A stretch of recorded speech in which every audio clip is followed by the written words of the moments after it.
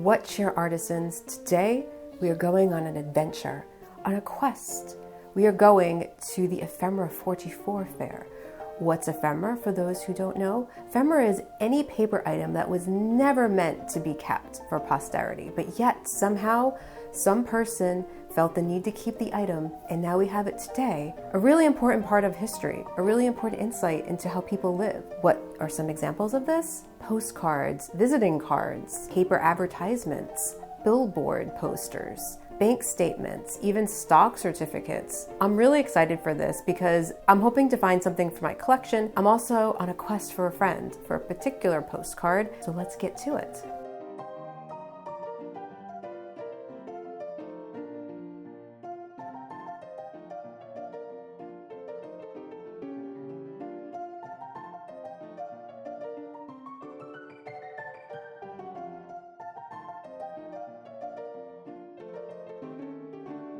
Looks like a little paper doll. It's an advertisement.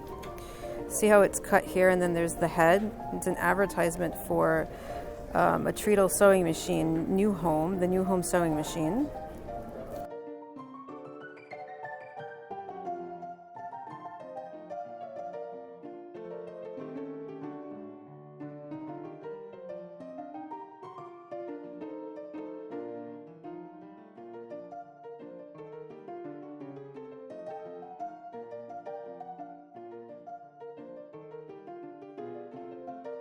In 1865, tells in detail about the examination that she and others in grammar school in spelling, history, music, composition, etc. Look at that penmanship. And just look at, you can see the ink. I mean, it's like absolutely flawless. Wow. I envy her penmanship.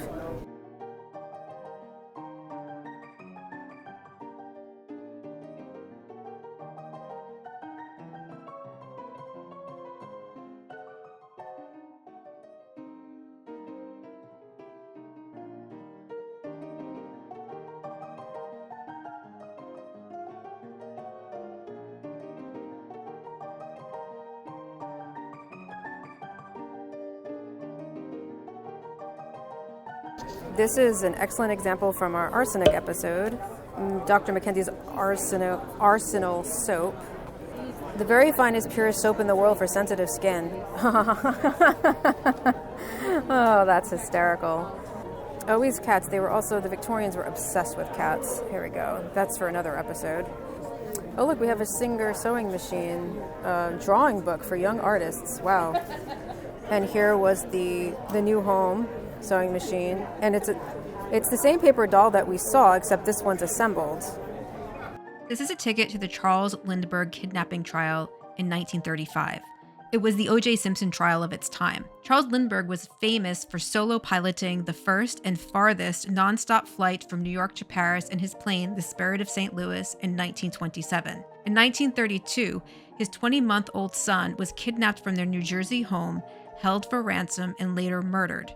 German carpenter Bruno Richard Hauptmann was eventually arrested, and his subsequent trial in early 1935 was, like the O.J. Simpson trial, called the trial of the century, making this an important piece of ephemera.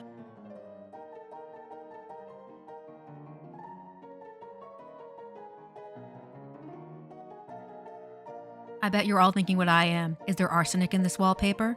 I must admit, I walked by it very trepidatiously.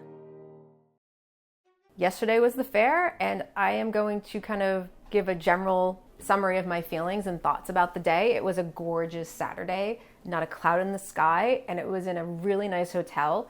A lot of items were quite expensive, and I really didn't think I would find anything I would like enough to buy and spend the money and also have it be affordable for myself.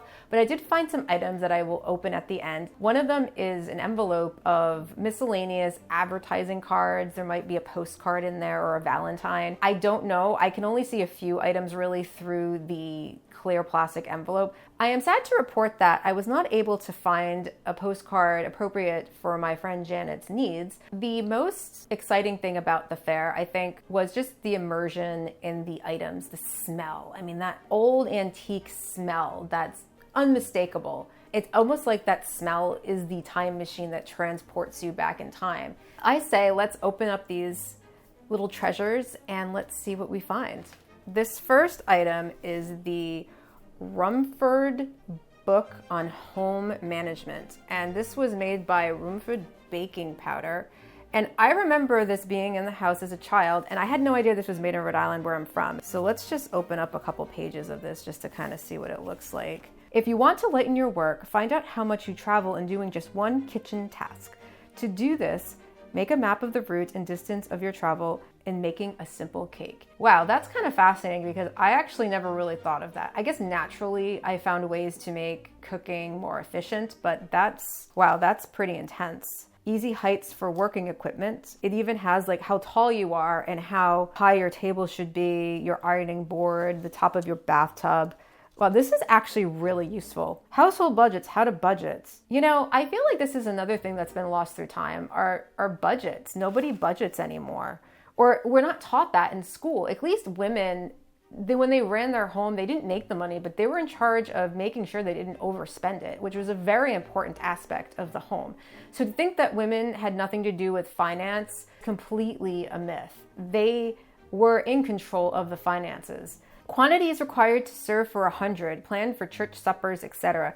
Wow, it tells you how many pounds of things to buy, like 25 pounds of wieners or frankfurters, aka hot dogs, chicken and biscuits, 30 pounds of dressed chicken, baked ham, 2 15-pound hams. So wow, this is a really interesting little pamphlet. The second item that was in there is Lemons for Loveliness. This is a beauty book.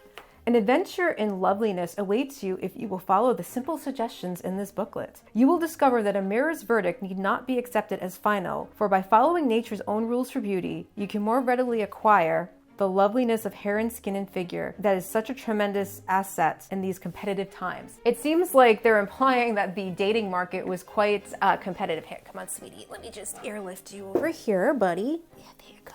Okay. There's a little quiz here that says your analysis chart. My skin is oily, dry, wrinkled. My hair is, my hands, my figure, my contours, and my teeth. Based on your test, it goes through and gives you some beauty secrets. I have to show you the fabulous women featured in this booklet. Based on their uber thin eyebrows and their short, wavy hairstyles, this booklet is from the 1930s. Just look at the cover. It is pretty much a carbon copy of the movie poster to the 1935 film Top Hat with Fred Astaire and Ginger Rogers. It wouldn't surprise me if they based the cover of this booklet on the actual movie poster to Top Hat. I just realized something. On the last page, when I just closed this pamphlet was produced by the California Fruit Growers Exchange. This little beauty pamphlet was really just an advertisement to buy lemons. Here's the moment we've all been waiting for, and I've been dying to open this since yesterday. The ephemera envelope. Okay, so let's see. It feels like there's a lot more items in here than I was expecting. First item is St. Jacob's Oil. It conquers all pain. It's a little advertisement card. There's nothing on the back. I love the imagery of the jockey being squished by the horse. That's kind of funny.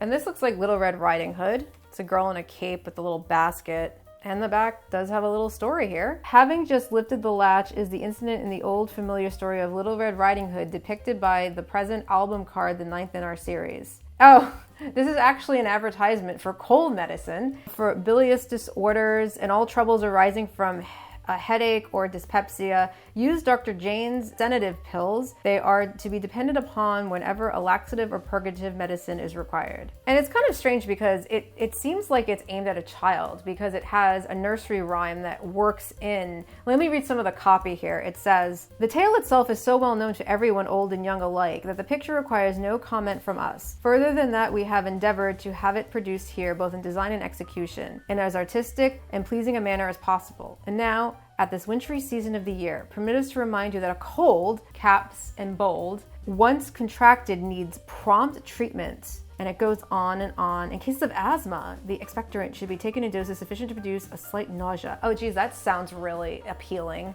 There were a lot of business cards in the envelope, so I decided to treat them as a group since my commentary was the same for all of them and it was very repetitive. It seems that during the Victorian period, floral themes were very common for business cards. I don't know why this is. And even though all of these business cards are out of Baltimore, I went on the eBays to see what they have for variety. And pretty much it's mostly floral arrangements. It's very strange to me, but hey, those were the times. This is a giant business card I wouldn't even know what the purpose of this was. It measures about 6.5 by 5 inches. Crazy big. Some of the backs of the cards are quite interesting.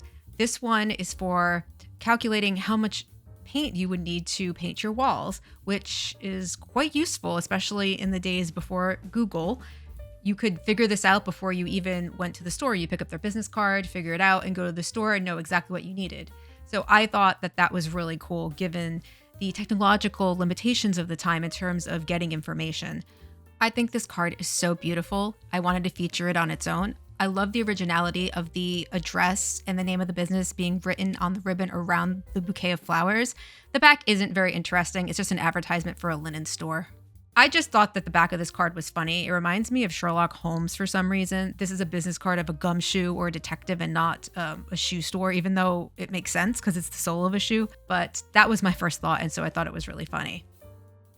This back is so busy. I mean, I don't even know where to begin. The top are all of its bona fides in all of its countries. I love how at the bottom it shows you logos that are printed on the bottom of the shoes to know whether or not it's counterfeit. So it seems that was even a problem way back when. It's a tale as old as time. Oh wow, this one's kind of creepy looking. It looks like there's some kind of alien type people. I don't know why I'm calling them aliens, but they look like little sprites or little spirits. And she looks like a bit of a fairy, even though she doesn't have wings. But let's see what the back says. De La Rue and Company, series number 210, copyright. We'll have to check out the Googles later and see what comes up. This one's really cute. It looks like they have, it's for candies. Look at that. That's really cute. Now these are kind of like little angels or little sprites. They look like angels to me though. It says, J.A. Bryan and Company, fine candies at retail. Having recently fitted up elegant retail department in connection with our large wholesale business, we are now prepared to offer the public a splendid assortment of fine confectionaries. We are also headquarters for grapes, bananas, oranges, lemon, raisins, figs, nuts, imported pickles, and sauces.